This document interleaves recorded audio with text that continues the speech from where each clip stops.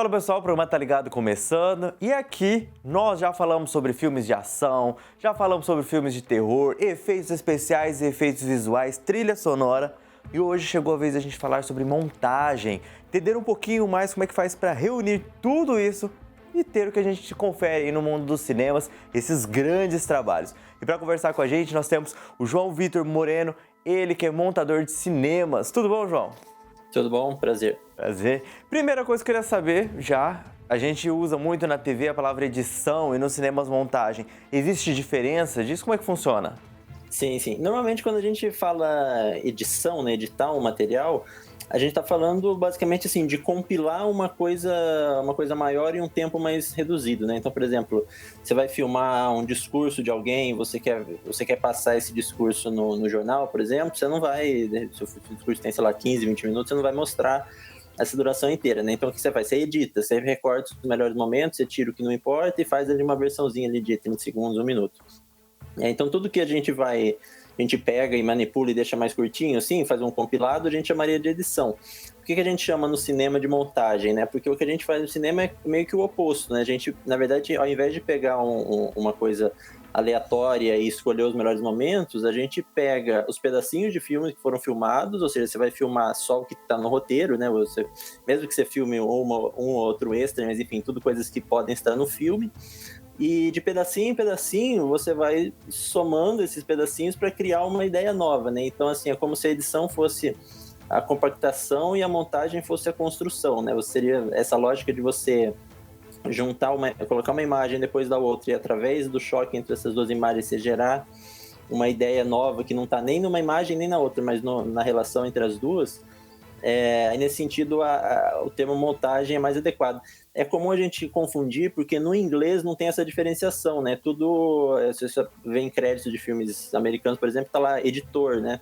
Que eles não fazem essa diferenciação, mas é só no inglês. Tanto que se você vê em filmes em língua espanhola ou italiana, sempre vai ter ali nos créditos alguma palavra parecida com montagem, né? Em italiano acho que é montagem, ou em espanhol acho que é montaje, com J-E, enfim. É só no inglês que não tem essa diferenciação, então gera essa confusão, mas é por isso que no cinema o crédito normalmente quando você vai ver lá, tá montagem. Mas não são categorias separadas no cinema, assim, não tem alguém para editar o filme e outra pessoa para montar. Tudo montagem. É o montador, sim. De certa forma, o montador faz um trabalho de edição no sentido assim, às vezes você precisa recortar uma coisinha ou outra, né? Mas essencialmente a sua contribuição criativa para o filme é mais uma coisa de construir do que de compilar, né? A gente viu aí que foi a partir de 1900 que começou-se a ver o mundo dos cinemas de um jeito diferente. Começou a se pensar em enquadramento, começou a se colocar as falas, a trilha sonora e foi uma evolução muito rápida, né? Principalmente na área da montagem. As tecnologias contribuíram muito com isso. Sim. De certa forma, você pode dizer que a fotografia e a montagem, de uma forma ou de outra, elas sempre estiveram presentes desde que o cinema surge, né, em 1895 ainda, né? Todo filme ele era fotografado de alguma forma, né? Porque ele era filmado, mesmo que a ideia de fotografia como a gente conhece hoje não se aplicava totalmente, né? Não tinha uma preocupação com iluminação da mesma forma que a gente tem hoje, por exemplo. Mas a ideia, enfim, de você filmar já estava ali, e a ideia de montagem, a ideia de você pegar um material filmado e você transformar isso num filme, ela sempre esteve presente. A diferença é que os primeiros filmes, por exemplo, dos irmãos Lumière, eram basicamente um take único sem corte, né? Então tem a saída dos operários da fábrica, tem a chegada do trem à estação, são filmes que são considerados os primeiros filmes, né, da história do cinema, e são filmes que não tem corte, ou seja, ele não tem uma montagem, uma construção, né? Ele pode ter tido ali um cortezinho no começo e no final, talvez para deixar ele um pouquinho mais curto, mas essa ideia de construção de sentido não existia. Da mesma forma, os primeiros filmes que começaram a fazer algumas brincadeiras, assim, brincar com ilusão, fazer uma espécie de apresentação de círculo em forma de filme, por exemplo, também usava mais a ideia de edição do que a ideia de montagem, né? Às vezes você, por exemplo, tem uma pessoa aqui, aí tem um corte e aí aparece alguma outra coisa nova que a pessoa toma um susto, por exemplo. Né? Um truquezinho que você não conseguiria fazer no palco, no circo, por exemplo, mas você consegue fazer no cinema.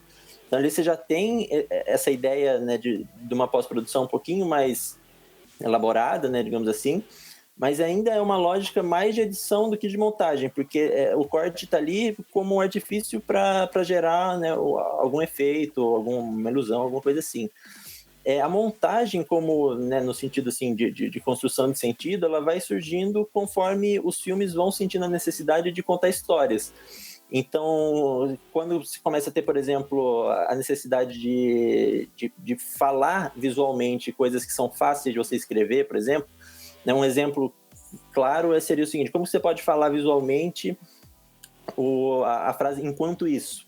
Porque no texto, se você quer descrever uma ação, descrever que uma outra ação está acontecendo simultaneamente, só você escrever "enquanto isso" e descreve outra ação. No cinema, como é uma linguagem visual, você tem, claro, a opção de você colocar o letreiro, né, ou falado, no caso dos primeiros filmes, os filmes eram mudos, você poderia colocar escrito, mas você poderia falar visualmente. Como você pode falar visualmente? Se você mostrar, e aí vão criando algumas convenções, né? Conforme o cinema foi sentindo a necessidade de contar histórias, né, e se aproximar um pouco mais assim da linguagem que seria a linguagem mais literária, né? Não só ser um instrumento de diversão, de criar um efeito novo que você não poderia ter num circo, por exemplo, né? Deixou de ser uma atração de circo para ser mais uma contar histórias. Aí essa ideia de montagem, como a gente conhece, ela foi, enfim, sendo aos poucos aprimorada, né? Quando a gente fala no mundo dos cinemas, nós não temos apenas um estilo, nós temos vários gêneros. E na montagem, existe um que dá mais trabalho que o outro? Ou na hora de montar eles são tudo ali tete a tete, parecidos? Sim. No geral, assim, às vezes as pessoas acham que o filme mais difícil de montar seria o filme com mais cortes, né? Então, nesse sentido, um filme de ação, por exemplo, ele tem mais cortes do que se você pegar, por exemplo, um suspense. O suspense, se você reparar, ele tem menos cortes As porque... cenas são mais longas, né? Sim, as cenas são mais longas e os planos são mais longos. Então, assim, às vezes você tem um plano de alguém reagindo a alguma coisa, por exemplo, com medo, e esse plano é mais longo, porque se ele for muito rápido, você não vai ter o tempo enfim, de entrar no clima ali, de gerar o suspense e tudo mais. Então, assim, tem gêneros em que você tem mais cortes e gêneros que você tem menos cortes. Porém, assim, não dá pra gente dizer que ter mais cortes ou ter menos cortes se torna mais fácil ou mais difícil, porque muitas vezes também, quando você passa muito tempo sem um corte, quando o corte vem, ele tem que se encaixar de uma forma até, às vezes, até mais difícil de você colocar ali do que alguns planos muito rápidos. Então, assim, uma cena de ação, por exemplo, ela vai ter muito corte, ela vai ter no set o diretor vai filmar de muitos ângulos diferentes, então vai ter muito material, mas nem sempre vai ser mais difícil, porque às vezes, por exemplo, se o quadro tiver muita movimentação, você fazer o corte aqui e ali é mais fácil de você encaixar um corte no meio de uma ação, por exemplo. Então, assim, você tem por um lado, você tem mais trabalho, no sentido de você tem mais coisa para selecionar e mais cortes para fazer, mas por outro, às vezes, claro, não é regra, mas às vezes os cortes são até mais fáceis de encaixar. Enquanto em um filme que teria os planos mais longos, às vezes a tensão que você está criando ali, ela é tão delicada que quando vem o corte, se o corte não tiver no momento exato, você vai quebrar um pouco o clima. Então, assim, não é regra, né? Então, um filme muito, muito picotado, assim, com muitos cortes, ele pode ser difícil de montar, pode ser fácil. Um filme com os planos mais longos pode ser difícil ou pode ser mais fácil. Não é uma regra, assim, né? Mas, de modo geral, acho que daria para dizer assim que os dois extremos, um filme que tem planos muito longos, a não ser que o filme, assim, toda a cena for um plano só, acho que até daria para dizer que ele seria um pouquinho mais fácil de montar. Mas, assim, pensando ali numa média, se a gente for pegar assim, uma média de 6... A média normal de duração de planos de um filme seria ali em torno de 6, 7 segundos para ter um corte, né? Um filme de ação, às vezes, tem média de 4, 3 segundos, até menos. E um filme de suspense teria ali entre, sei lá, 10, 11 segundos, 9 segundos, enfim.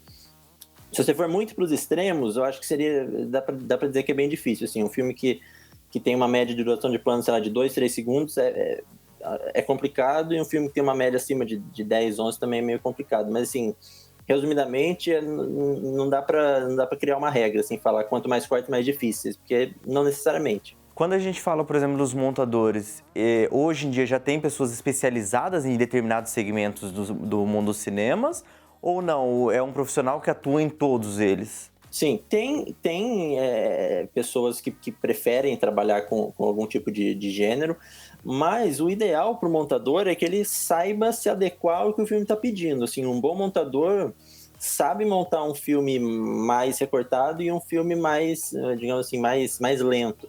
Um bom exemplo, você pode pegar, por exemplo, a Thelma Schoonmaker, que é montadora do Scorsese. Aliás, é uma coisa curiosa também, porque você pode reparar que é muito comum que diretores trabalhem a carreira inteira com o mesmo montador. Porque às vezes é uma sintonia, às vezes, difícil de você encontrar entre direção e montagem, que normalmente quando um diretor encontra, ele dificilmente vai abrir mão daquele montador.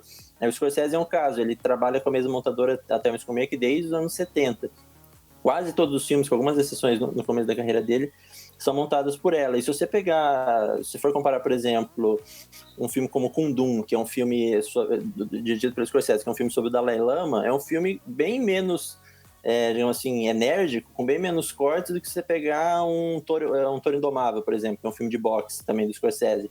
E os dois são do mesmo diretor, da mesma montadora, e eles têm estilos bem diferentes, eles têm ritmos muito, muito diferentes. Então, assim, o bom montador, ele tem que ser capaz de se adequar ao que o filme está pedindo. Se o filme pede um ritmo mais rápido, um ritmo mais lento, o ideal é você se adequar ali. E, embora, claro, né, você possa ter suas preferências, né? Preferir trabalhar com um gênero ou outro, ou preferir trabalhar com outro diretor que tem, de repente, algum estilo específico. Mas, assim, um bom profissional vai conseguir se adequar ao que o filme está pedindo. Isso é importante, assim, você saber o que o filme pede, porque não adianta você vir com uma ideia pronta, assim, todo filme meu tem corte a cada, sei lá, 5 segundos, e aí você vai pegar um filme que é um suspense, por exemplo, não vai funcionar. Você pode até fazer o filme, mas o filme não vai funcionar tão bem quanto ele poderia, quanto ele seria se ele tivesse, enfim, se você tivesse parado e pensado melhor ali trabalhado naquele material e percebido o que ele estava pedindo, o que aquela filmagem estava, enfim, como você poderia fazer ela funcionar melhor, né? Mas a gente ir pro intervalo, eu queria entender. Hoje, um montador, ele trabalha, um único profissional que monta o filme inteiro, ou são mais de um trabalhando junto? Como é que funciona essa parte de produção? Acontece, às vezes, se você vê em créditos assim, de filme, às vezes tem filmes que tem 2, 3, até 4 montadores, às vezes acontece, mas é muito comum ter um só. Eu diria até que a grande maioria dos filmes é um montador só. Eu, por exemplo, na grande maioria dos trabalhos que eu fiz, eu montei sozinho. Já aconteceu de eu montar em dupla uma vez, mas é mais raro. Você pode ter os assistentes, às vezes. O assistente pode fazer, de repente, um trabalho assim de organizar o material, fazer a sincronia de imagem e som, porque no cinema a gente filma com a câmera e grava o som com um equipamento separado de áudio, né? Então tem um momento ali de você receber o material e dar uma organizada. Tem montador que prefere, às vezes, passar para um assistente, por exemplo, fazer. Mas a montagem, realmente, o mais comum é você fazer uma pessoa só, claro, sempre junto com o diretor, né? O diretor precisa dirigir a montagem assim como ele dirige a fotografia no set, assim como ele dirige os atores no set, assim como ele dirige o diretor de arte na pré-produção e durante a produção. Ele vai comandar tudo. Sim, ele precisa... E na dúvida, a palavra final vai ser dele, né? Assim, se você tiver ali, de repente, num dilema... Será que esse corte aqui tá bom? Será que eu faço um pouquinho mais para cá, um pouquinho mais para lá? O diretor que vai ter que dar a direção ali, né, e dizer, eu quero ir para esse lado, eu quero, essa opção é melhor. Você tem que ser capaz de propor, né, propor o máximo possível e tentar se adequar ao que o filme está pedindo. Bacana, João. Olha, a gente vai para um rápido intervalo, mas pessoal, não saia daí, que na volta nós vamos conhecer um pouquinho mais sobre esse universo da montagem dos cinemas. Já voltamos.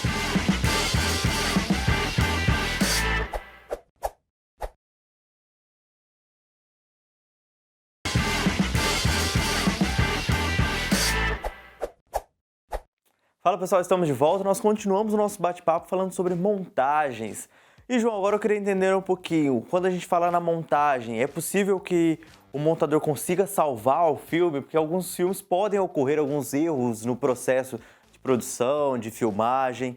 O montador ele consegue fazer essa limpeza, dar esse direcionamento melhor para o filme?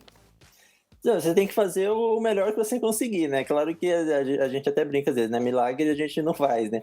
Mas assim, o ideal é sempre que você nunca comece um filme já com a mentalidade do filme pronto. Assim, você não pode falar esse vai ser um filme ruim ou esse vai ser um filme bom. O filme ainda está em processo quando ele inicia o processo de montagem, né? Por mais que ele já esteja filmado, né? Tudo que ali na tela vai aparecer, ele já está feito, mas ele tem muita coisa feita. Você vai ter que dar uma limpada ali, você vai ter que escolher os melhores takes e tudo mais.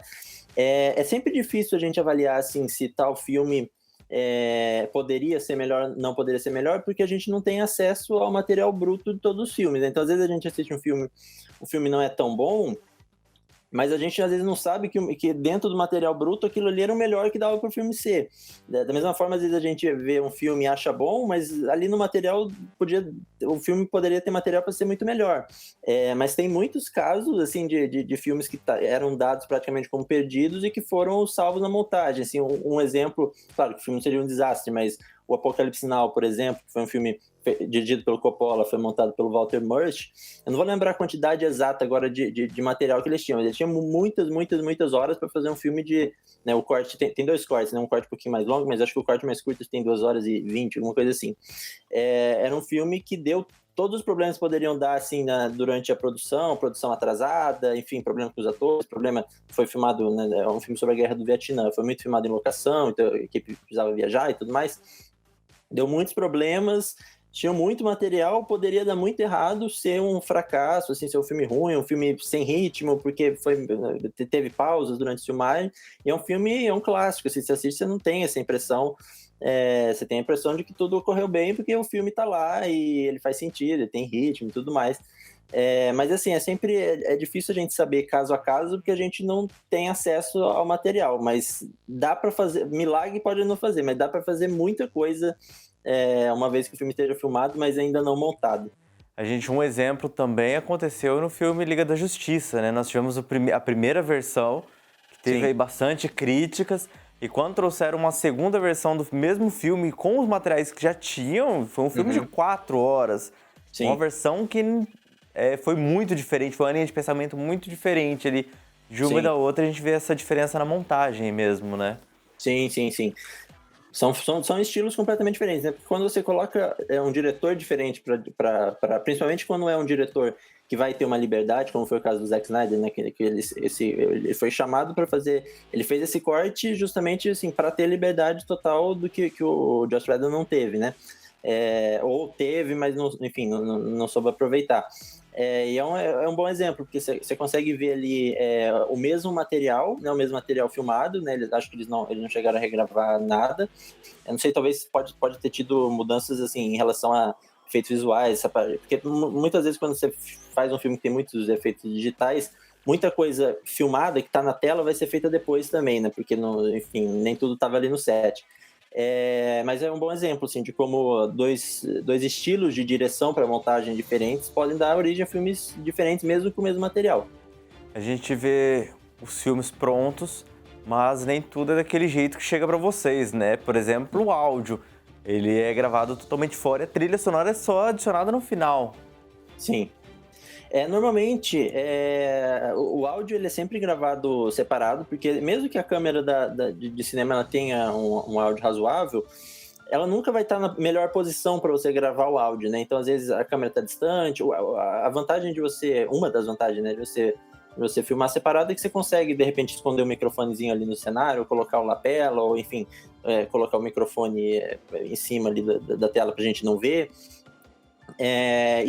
Claro, aí você tem o melhor dos dois mundos. Você pode ter uma câmera que faz a melhor imagem possível e equipamento de som que faça o melhor som possível. Uma das primeiras coisas que a gente faz quando a gente recebe material é justamente sincronizar, né?